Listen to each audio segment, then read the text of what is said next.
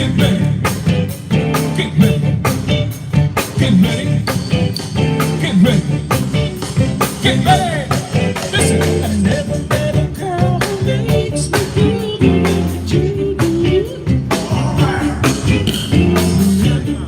She makes my dreams real to me. The soft beats, the fellow girl. Look out, baby, 'cause here I come. And I'm waiting for a love to get ready, to get ready. I'm gonna try to make you love to, so get ready, to get ready.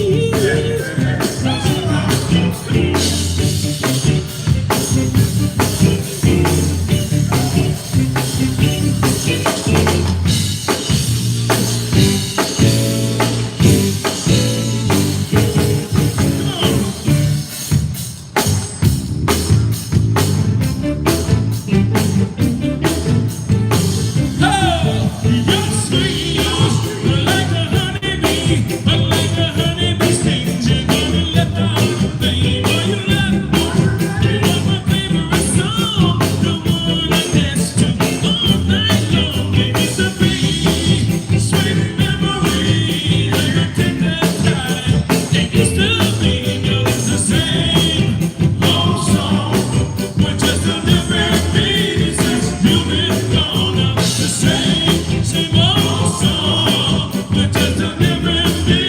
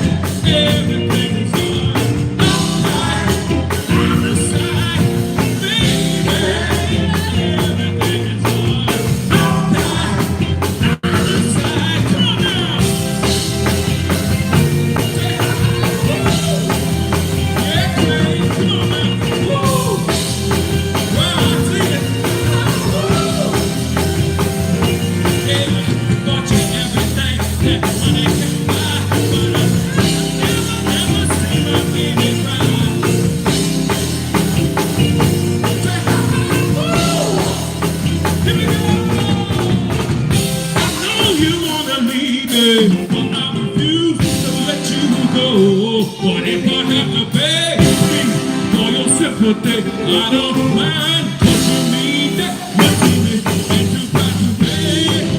Please, darling, please don't leave me, girl.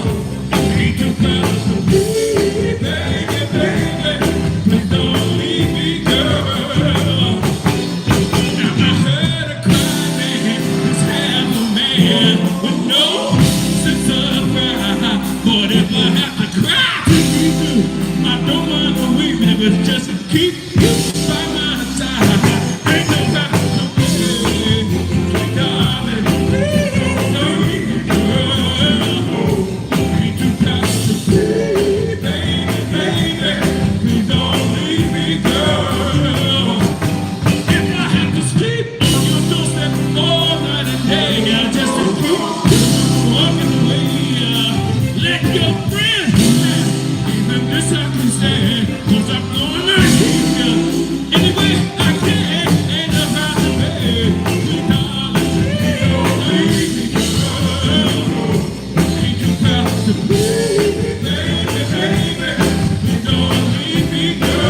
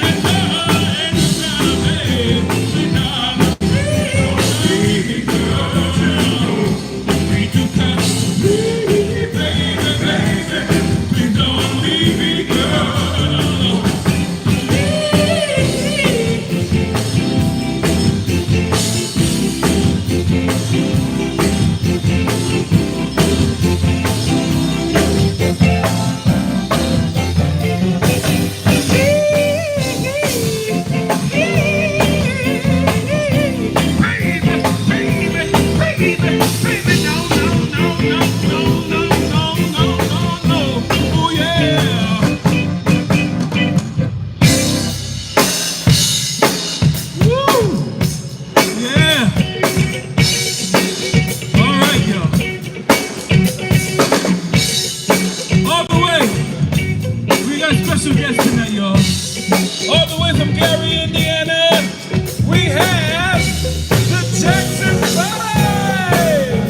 Andy Peter Marvin, Johnny, Jackie, everybody go.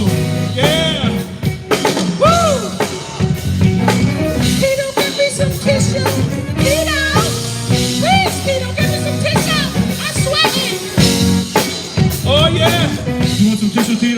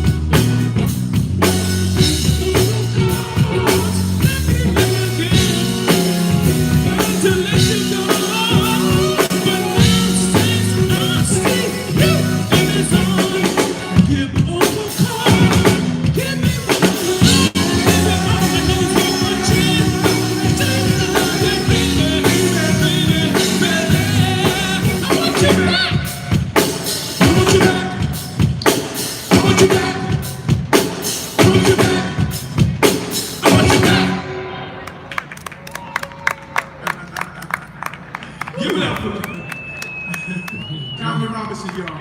Craig Mitchell on guitar. Ray John York on keyboards. Strategy on keyboards and bass and vocals. And yours truly, Craig Record. Did you enjoy that? All right, so move time.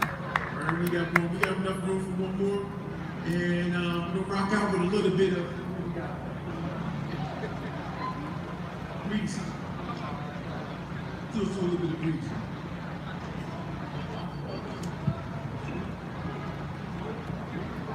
All right, we're gonna take out on a little bit of Mr. Magic. All right, we're gonna get popular a little bit. 1, 2, 1, 2, 3, come on. Come on, y'all. Jam out.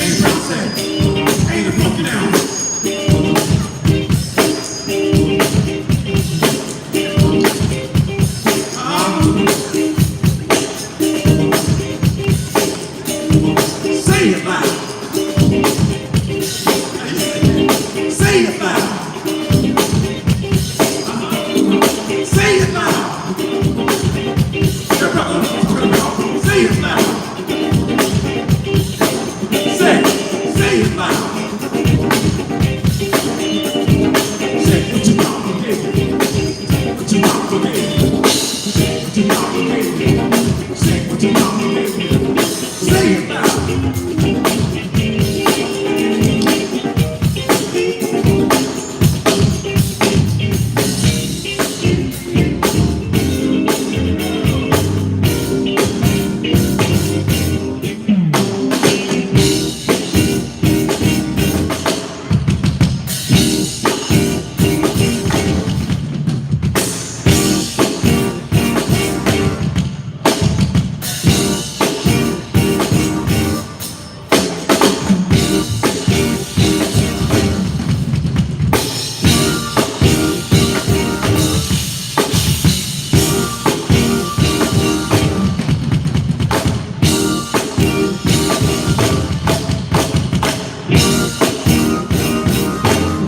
Thank you all.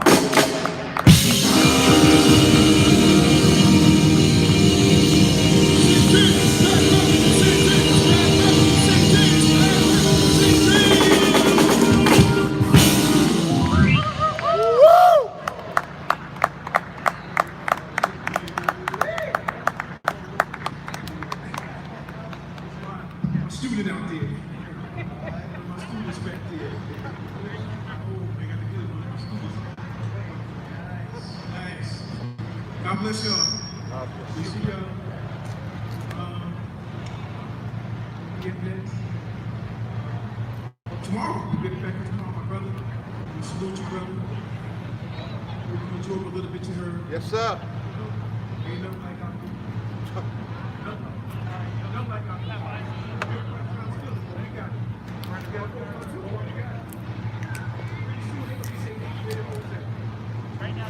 Strong, man.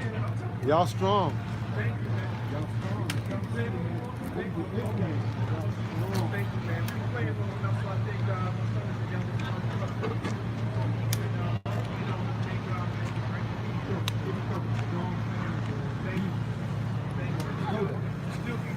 Yeah, it's amazing. This man is, bro. Thank you, guys.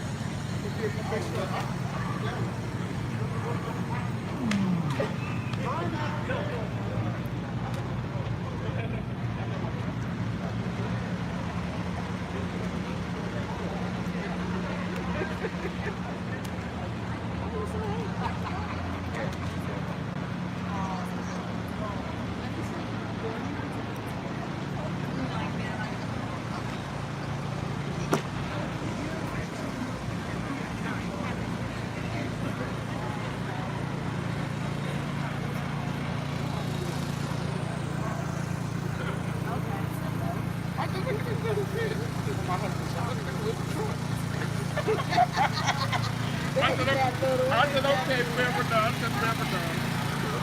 That's the snack club. That's the snack club. Some people like coffee. My mother is a staunch coffee drinker, so she does coffee. I have some friends that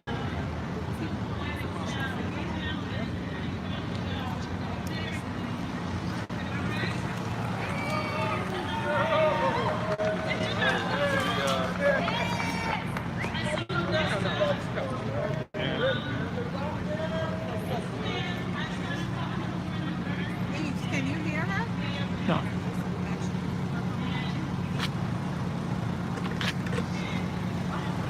Should we tell them we can't hear her?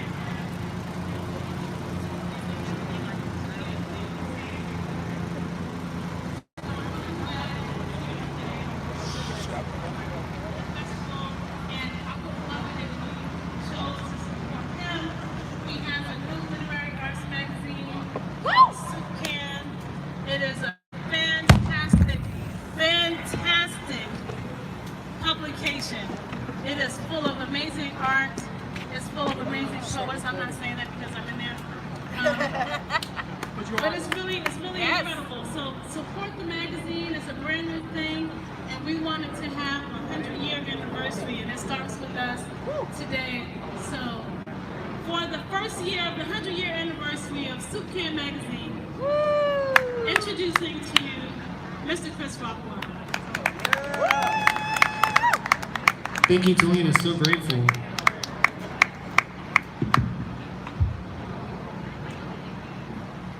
I don't want to be behind a podium, if that's okay. Is that cool? I can just exist beside a podium. Paterson Poetry Festival, how are we feeling this fine evening? My name is Chris Rockwell. I am here this evening with Soup Can Magazine. It is the first year, third issue comes out this Friday. The July issue has the Paterson Poetry Festival on the back cover. You can go check that out right over there at the Soup Can Magazine table. I have with me today some poets who will be in the magazine past, present, issue, and future issues to come. And yes, Talena was in issue number 1, and we gotta give it up for that. Blessed the pages. So I'm gonna open up, this is this is an excerpt from a bigger piece called Love at Your Own Pace.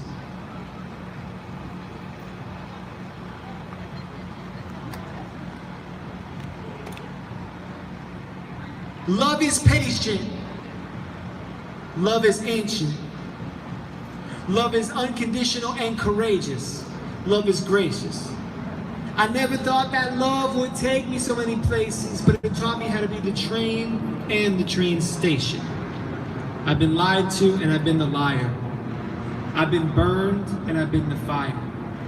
I used to never let on when I was tired until I burnt myself out and didn't know how to admit the flame expired. Relationships I've been in 1 or 2. So I might not be so quick to take a trip around the sun with you. Some are just passing through, but nothing leaves your life until it teaches you what you need to learn, and then it's done with you. I told myself, if it don't fit, don't force it. Sometimes you need to keep certain people out in orbit. You gotta do you. Figure out what your peace of mind is worth, and then don't spend it if you can't afford it. Sometimes you need to show love to your enemies. Sometimes you need to learn to shed toxic tendencies. But sometimes you need to smash white supremacy, because that's how you show love to some strangers you may never see. I know now who was and who wasn't meant for me. It took a long time to get to that space mentally. I needed to elevate my energy to figure out the first person I truly loved should have been me. Thank you very much. How are we feeling, all right? Okay, please put your hands together and welcome a poet from Soup Can Magazine, issue number 2. Put your hands together for Allie. Yes.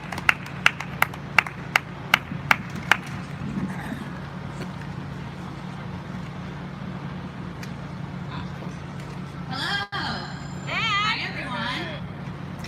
Hello. Hello. Hello. Okay. Man, it's been a while since I've been back here. It's so nice, though, seeing people out and about, hanging out, reading poetry. It's really good. Yeah. Virtual poetry has been kind of tough. I don't know how many people have tried to attend slams or open mics online. It just doesn't feel the same. So I'm really glad to be back. I have a couple of pieces, so I'll just wait to be waved down. Just go for it. This first one is called They, Them, Theirs. The group of teammates in high school who I felt were talking about me without me from afar. The confidential way of relaying information about the survivor clients. A group of spiders or ants or pigeons I shoo away at the park even though I know their intention is hunger and not harm. The ensemble cast members in the production that I refer to, all as equally talented and supportive of the lead roles they should have had instead. A bag of clementines or a bunch of grapes or strawberries that I tilt in a circular motion up and down over my vision at the grocery store before I buy the whole thing and end up with mold. The 5 too many Ted Bundy and other serial killer documentaries that all say the same things and are equally as nauseating, but we cannot stop consuming the image of dead women. 20 empty plastic iced coffee cups always adorning the floorboard of my car that I throw haphazardly into the back seat when I actually have a friend to drive somewhere with me.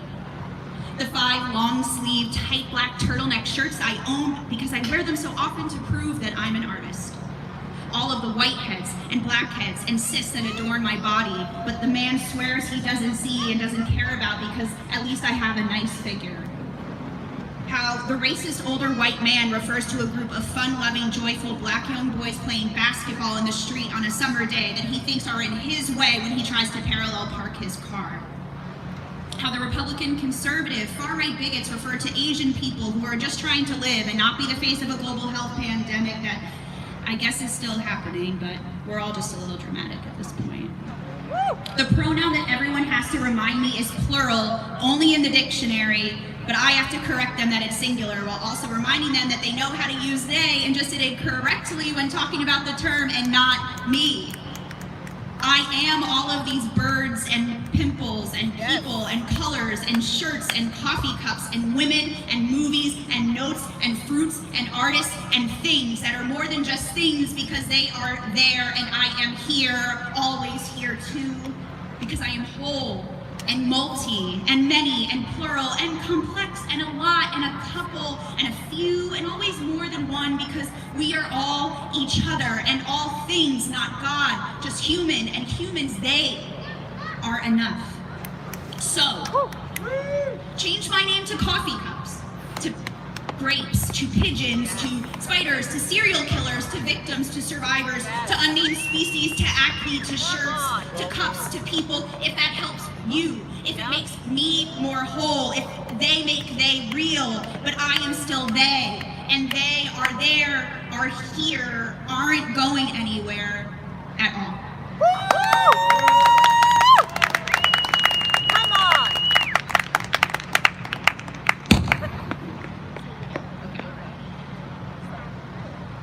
Doing poetry has become a lot tougher since becoming a therapist and talking about mental health.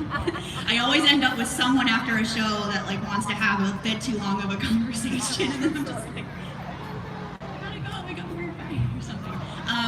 But I think it's still important that everybody still writes about their mental health. Yes. It shouldn't stop, so please keep doing it. Even bring it to your therapist. I'm sure they love to hear your poetry. Okay, so this one's about anxiety.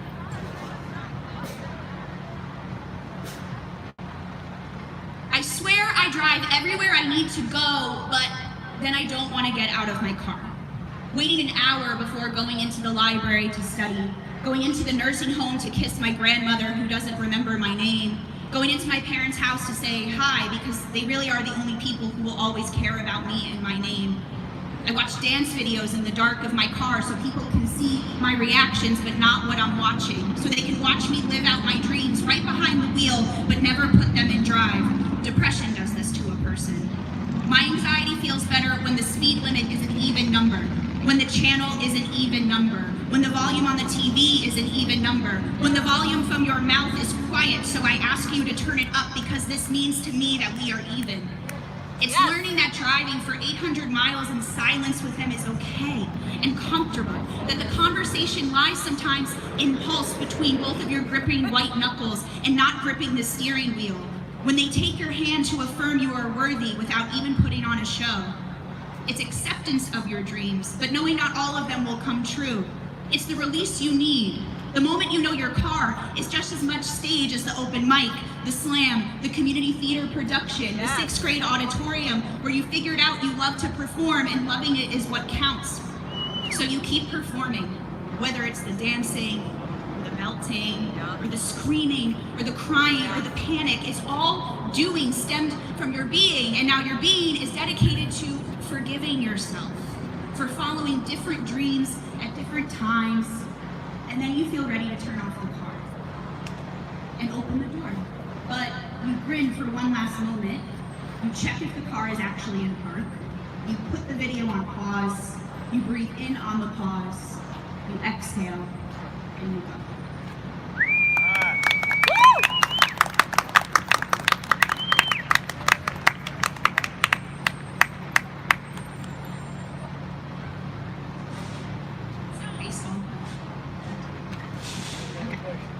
I got 2 more.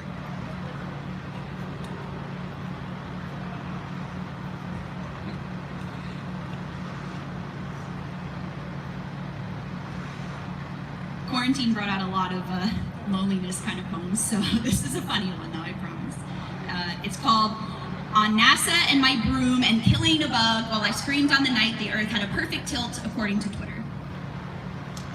The memes flooded the timeline in between bouts of boasting bravery to go into my room with the broom gripped like archer's bow, ready to javelin, ready to smack down, ready to poke and prod at the seemingly harmless, unattractive, furry, multi-leg creature that crawled and then fell and then disappeared and then reappeared. Being 5'2" and living alone with no partner means you use a broom and a step stool to seem big and capable and efficient. But I really wanted to spend my night trying to balance the broom on any surface of my apartment because NASA said it was the only day a rare gravitational pull of the Earth would help me feel like I was responsible for making a magic broom appear.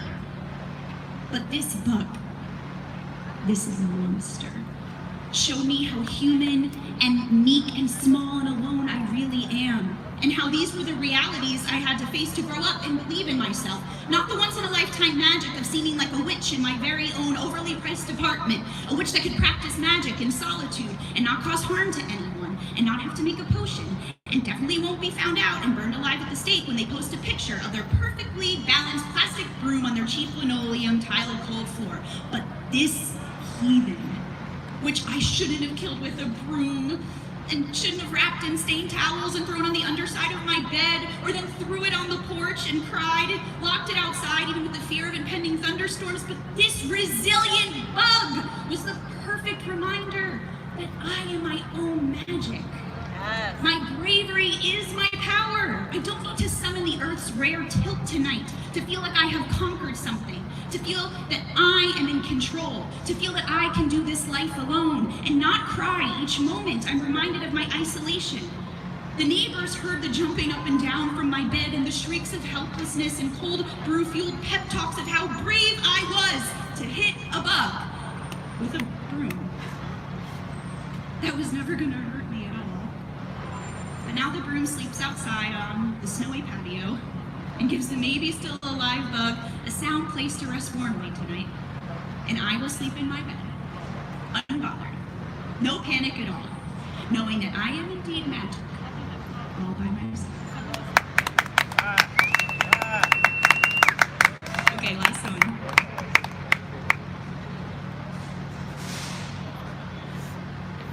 It's funny, I was just talking to Sarah Eve that sometimes you're given the warning ahead of time to make it a family-friendly kind of poem and to censor yourself. And other times you just figure it out when you show up and you're like scrambling, like, what do I do? How do I do this different?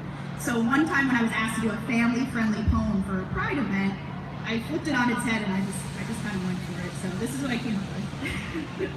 It's fine. It's absolutely it's censored, I promise. Same problem. Same problem. Thank you for having me. And please buy the magazine. It's amazing. It really is. How do us queers stand before you and present a family-friendly poem when our families haven't always been friendly and our friends are now the chosen family we run to and we don't stand before them but beside them? This cannot be beside the point. This is the point of today, the point of all of June. The point of every day should be every other month, every season, every year. The point of our revolution amidst the hate. You give me this microphone, this stand, this platform, this 2 minutes and 50 seconds of flailing arms and waving hands and jolting necks and tearing eyes to hear my story and almost every other story of all of my siblings, and the story usually sprouts from a soil bed of pain. But I have to censor myself right now. I am more visible right here, in this daylight, this sunlight, because I am the privileged plant. My skin tone says so, but the soil I was grown from is black and brown, has mixed materials, is interwoven with weeds, is complicated, is the foundation of my whole identity, and the breeding ground for queer uprising, revolution, and understanding, not only in this country, but in this world. And I can walk amidst my family-friendly friends who are family quite easily. I am lucky. Not everyone is here to say the same. to show the petals that bloomed in their last season. They are now back to blood, back to ashes, back to dirt, refertilizing our political landscape. Our garden of artists weren't planted properly because there were no clear instructions how to care for them. The gardeners here in this town and all the other towns knew pain was in their petals, their stems, their pollen, and could not go to the store and find a one-size-fits-all universal care kit to keep them growing all year round. And they should be able to flourish anywhere they choose, but now the crops have died. They don't have to keep dying. Talk to your other gardeners, adorn your laborer hands in every color of the spectrum, snap the gloves a little tighter, read the manuals, dig deep into the earth, make sure your seed is full of good intention and love and empathy and laughs. This is the only way to save the earth. Plant new flowers. Stop buying them in plastic, all arranged in the same way. Make your own. Create new special spaces in your backyards for all the breeds of flowers the universe has made since the beginning. Put them in a rainbow line if it calms your conscience. But know they may not grow the way you want them to, but exactly how they are supposed to. And they still did it in your garden, under your watch, with your love and care. And now it's up to you. Leave today. Go home. Look at the soil. Cry over it to prepare it for the bloom. It doesn't cost anything. You can do it right now, today. Save us, save the earth, save the queers, because we all began from the same place.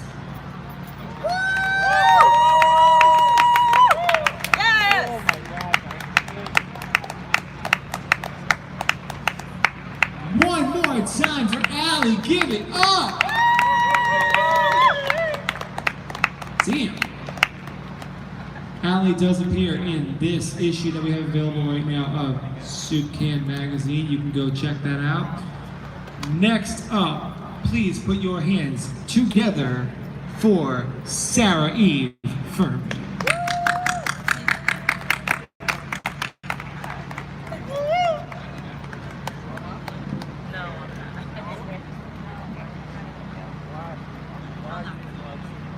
Hey everybody. Okay, I like that noise. It's not terrible. Yeah, no. Hey everybody. Hey. That's better. One more time. Hey everybody. Hey. There you go. I like to start every performance with a round of applause because every day is a celebration and you got to today in the middle of a pandemic, which is kind of amazing. So how about you all applaud yourselves for that, because that's incredible. Yeah, no, more. Okay, that's better because you're all awesome and you're the reason we're here.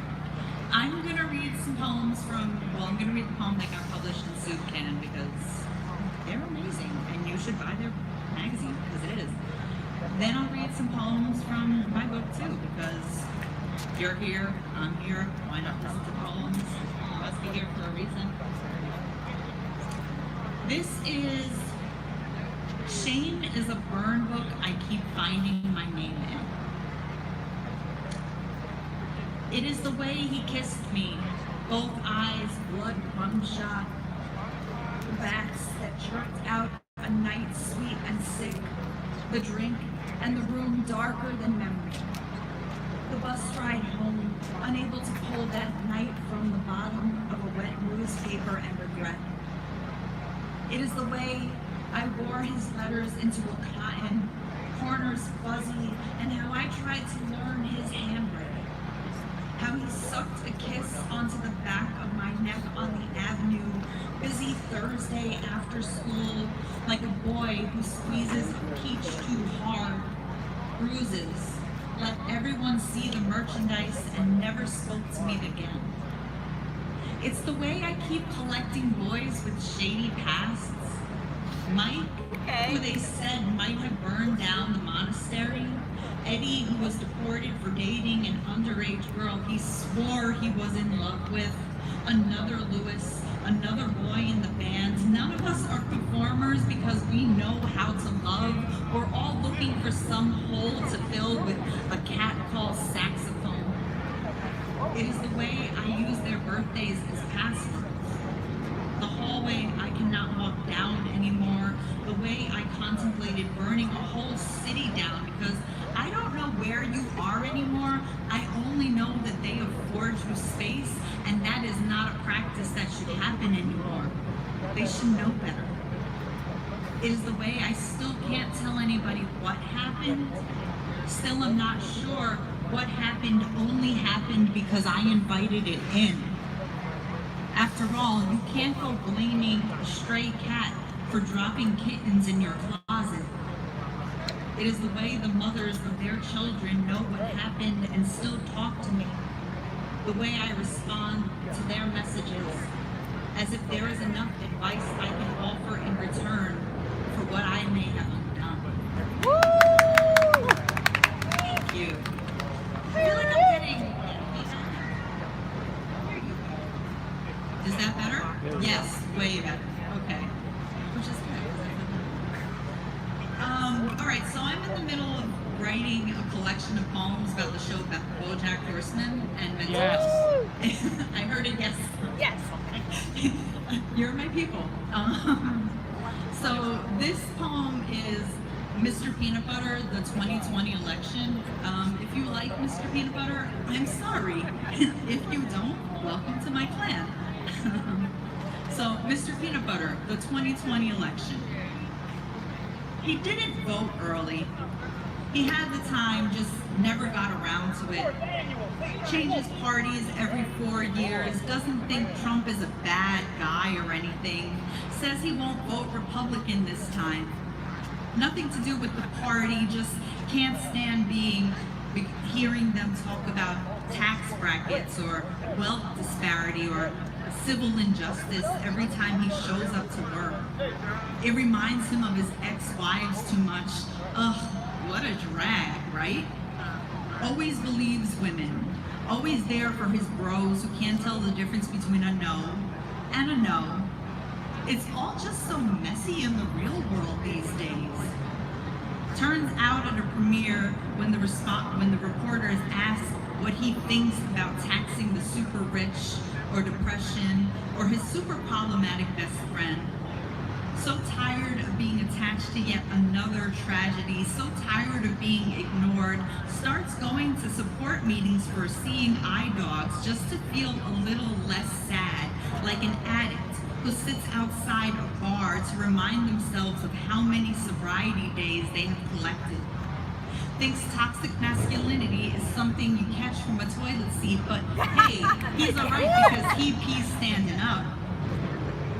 Anti-gun, but pro-war, like a sober man who thinks buying a drunk for a drink is a favor. I mean, it's not his fault, guys, right? He's just a sad dog, not a bad dog. Calls loneliness a party that's just gone off a bit. Isn't waiting for the numbers like the rest of us.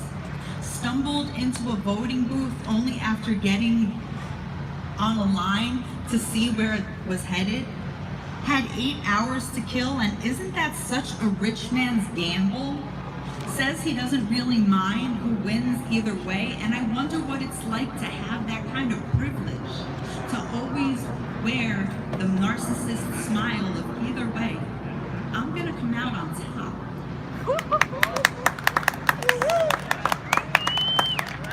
I'm sorry, it's hard for me to see. It's getting darker. That could have been better, but Mr. Peanut Butter's not the nicest guy. He deserved that.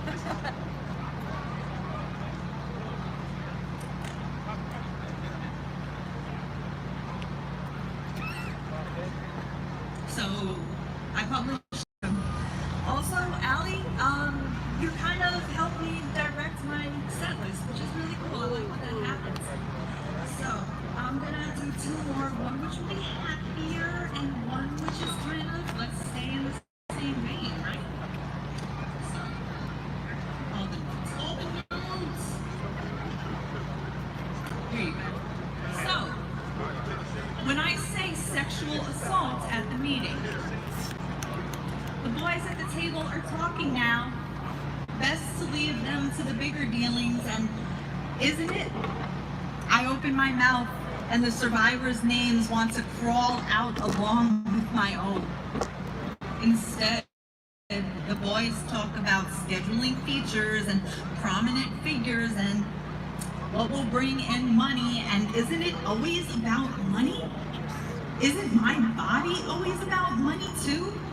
I think about the boys, always quick to buy a drink, only the shot special, of course. I think of the boys, oh, his name crawling all over the bodies of the women, the names swimming across my own with my trauma. This is how I know it is not me, it is not my fault, because of course, it never really happened unless there was another and a reason, and still, the boys, they are talking about safety, about everything they can do to keep my woman's body safe from being cried into, as if they ever did before, as if they would even know a cry if they heard one.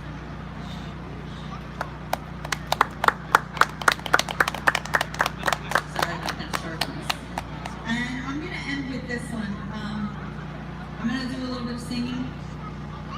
This one is for my best friend and my husband. I have epilepsy and I'm partially blind, but I still go to 41-day Baptist band shows.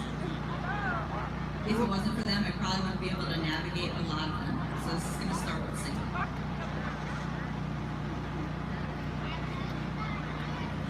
What if a great wave should wash us all away? Just thinking out loud.